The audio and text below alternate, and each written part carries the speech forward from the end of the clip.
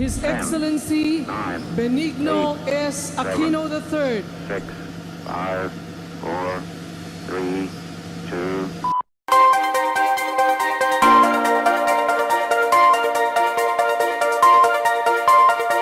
Audio Jungle.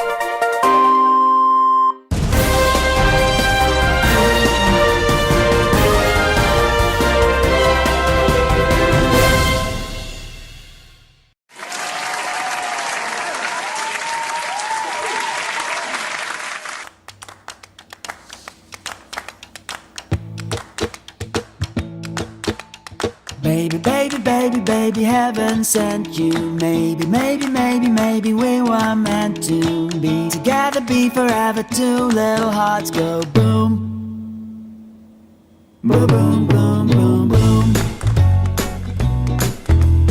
Baby, baby, baby, baby, heaven sent you. Maybe, maybe, maybe, maybe we were meant to be together, be forever. Two little hearts go boom.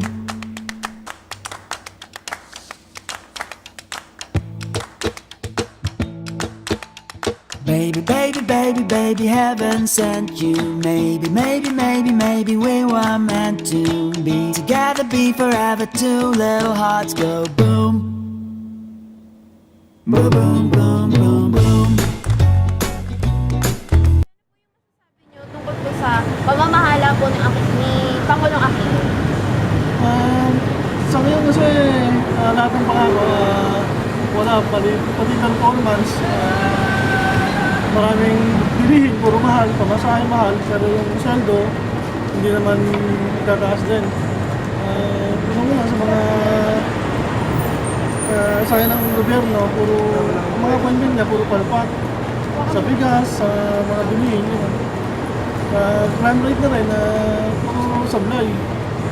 So, para po sa inyo, pasado po o hindi pasado? Hindi. Kung i-rate niyo po siya from 1 to 10, ano po yung i-rate niyo para sa kanya? 6. Bakit po 6? Malayo kasi din sa expectation ng tao sa kanya. Malayo. So, ano po yung masasabi niyo tungkol po sa pamamahala po ni Pangulong Aquino? Walang pagbabago. Hindi nagbago. Tulad na dati. Ano po yung mga naging epekto po sa inyo nito? Marami. Tulad po ng... Pamumuhay. So, para po sa inyo, pasado po ba siya o hindi pasado? Hindi. Kung i-grade niyo po siya from 1 to 10, ano po yung grade na may bibigay niyo? 1 lang. Bakit po? Ha? Bakit po 1 lang? Alam niya yung ginagawa niya, isa lang. So, bilang isang mamamayan po, ano po yung nais nyong sabihin sa Pangulo natin? Gusto namin yung tahimik na buhay, sariling bahay.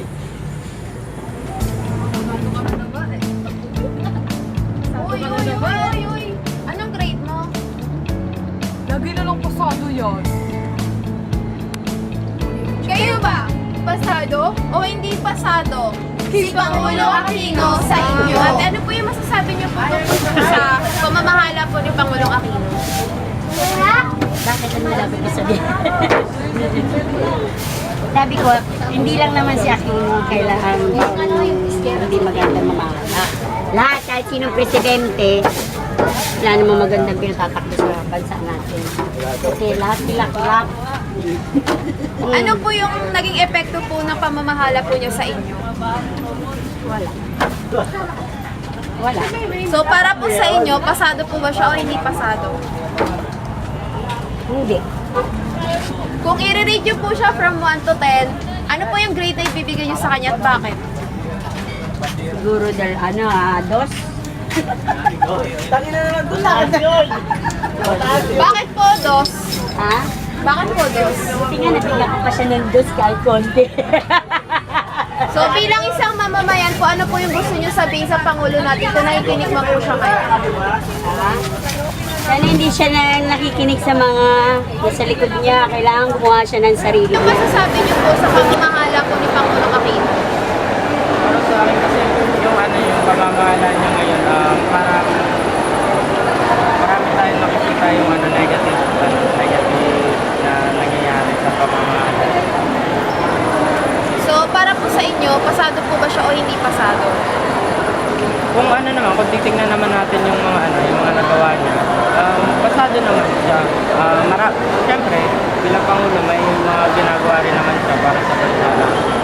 Kung i-rate niyo po siya from 1 to 10, ano po yung ibibigay niyo at bakit? Para sa akin, 7, parang lang sa akin, parang sakto lang yung yung mga ginawa niya. Hindi masyado mataas. Bilang isang mamamayan po, ano po yung nais niyo sabihin sa Pangulo natin? Para sa akin, siguro yung improve niya yung performance niya. Tutukan niya yung dapat na yung mas kinakailangan ng bansa, ng mga tao niya para ayun, magkaroon tayo ng kaunlaran dito sa Audio Jungle. Pinoy sa bansa natin. Okay naman siya kasi bilang presidente ginagawa naman niya katungkulan. Yun lang. So, bilang isang mamamayan po, ano po yung nais niyo sabihin sa Pangulo po natin? Bilang gusto ko lang iparating sa Pangulo natin. Para sa nabigyan niya ng pansin. So, para po sa inyo, pasado po ba siya o hindi pasado? Sa akin, okay. Pasado po. Kung i-rate niyo po siya from 1 to 10, ano po yung grade na ibibigay niyo sa kanya at bakit? From 1 to 10 po. Pasado naman. Ano pong rate? 1? From 1 to 10? Okay naman natin. So, 10 po. Ano po yung masasabi niyo sa pamamahala po ni Pangulong Aquino? Walang kwenta. Kasi una po lang, sinasabi na umuulan yung bansa, pero walang nakakaramdam, hindi sila lang. Kaya parang yung nagagawa niya para sa sarili niya lang, sa mga pagkarito nila, hindi sa mga mamamayan ng So, para sa'yo, pasado ba o hindi pasado? Kung i-rate mo siya from 1 to 10, ano yung grade na ibibigay mo at bakit? mga 3. Bakit? Kasi meron siya nagagawa ka para sa bansa, pero yun nga, hindi nakakarating sa pinakamababang sektor na rin.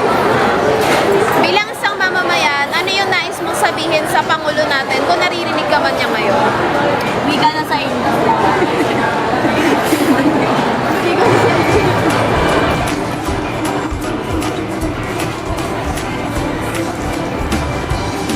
I-rate mo ang Pinoy from 1 to 10. Ano ang mali-rate mo? At bakit? Ano po yung masasabi niyo po sa pamamahala po ni Pangulong Aquino? No comment. No side. So, bilang isang mamamayan po, ano po yung masasabi niyo? Ano po yung gusto niyo sabihin po sa Pangulo po natin? Nasabi ko lang sa kanya, tanggalan niya yung mga sip-sip sa kanya. Marami, di ba? Pagka meron magiging presidente, maraming maano sa presidente. Para po sa inyo, pasado po ba siya o hindi pasado? Masyado. Kung gigradean niyo po siya from 1 to 10, ano po yung grade na ibibigay niyo sa kanya? 10 na. Bakit po? Moses Hindi siya, wala siya pinapanigan na wala siyang, pagka meron nakamali, Ano po yung masasabi niyo sa pamumuno ni Pangulong Aquino? Yung masasabi ko sa presidency ni Mr. Aquino, marami tayong problems na kailangan i-address. First, before yung kung ano-anong press release na sinasabi nila, they have achieved these types of problems, they address these types of problems, pero hindi na re-resolve sa tingin ng maraming Filipino people. Kasi they are just focusing on the little problems aside from focusing on the bigger problem in a long-term basis. So yun sana yung gustong sabihin sa kanya, ma-address. So kung i-rate niyo po yung pamumuno niya ng 1 to 10, ano po yung rate niyo para sa kanya? Medyo sasabihin ko, naive naman ako kung sasabihin kong 0, diba?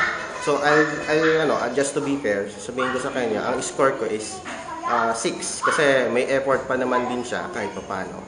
Doon yung parang pinakang fair sa akin. Ano po yung gusto niyo pong sabihin sa kanya kung kaharap niyo po siya ngayon? Sabihin ko sa kanya, Mr. Aquino, Mr. President, we have bigger problems larger than our country. mas marami tayong problem. In a sense na we have problems with basic education, number one. Food security.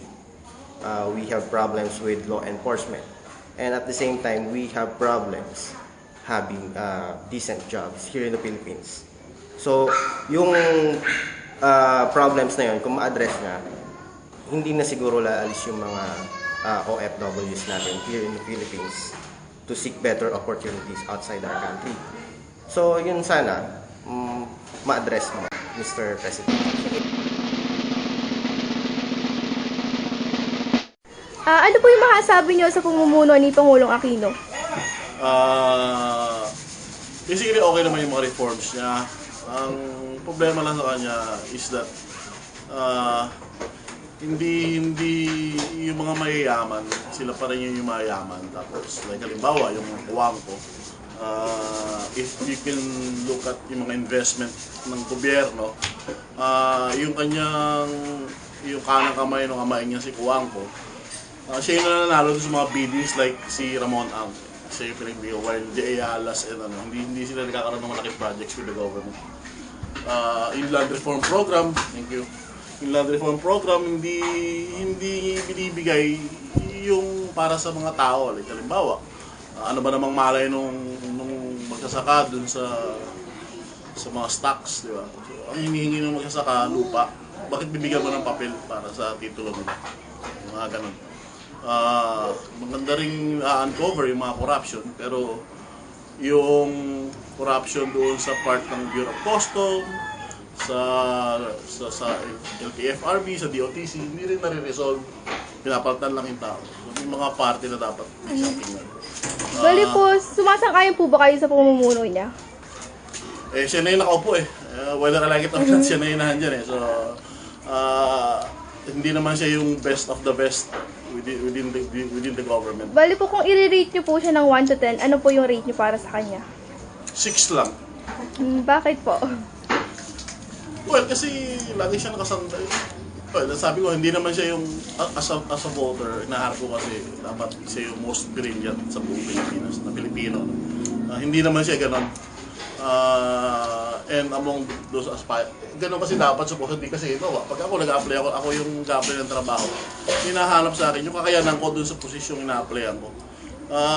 Yan kasi, presidente ka ng Pilipino, so dapat mas mataas yung antas ng karunungan mo kaysa sa karamihan. Ganun siya dapat. Balik, kung kaharap niyo po si Pangulong Aquino, ano po yung gusto niyang sabihin sa kanya?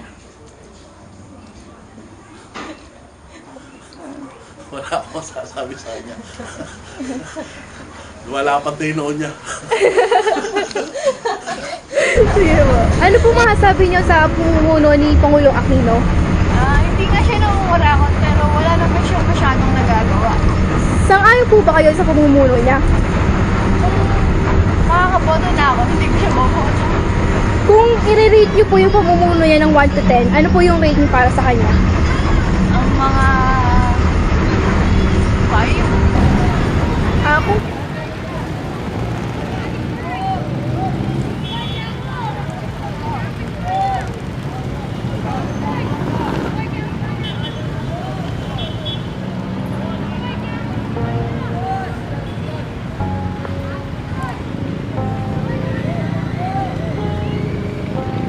May mga kontento at karamihan naman sa kanila ay di kontento sa pamumuno ni Pangulong Aquino.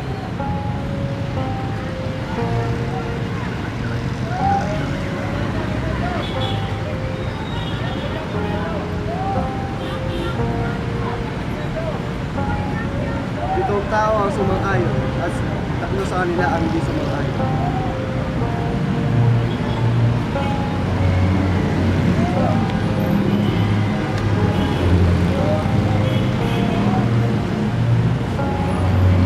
marami naman na nabigay ng 7 dahil para sa kanila, hindi naman ganun ka-perfecto ang nagawa ni Pangulong Aquino para sa ating bansa. At ang pinakamababa naman ay 2 dahil para sa kanila ay hindi nila ramdam ang pagbabago ipinapangako ng Pangulo.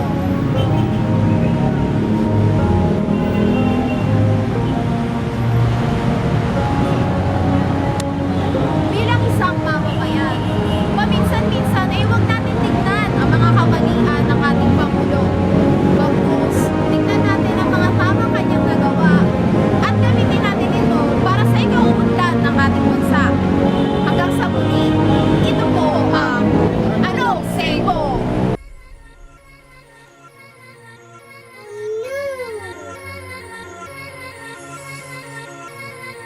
Yeah, y'all know what it is.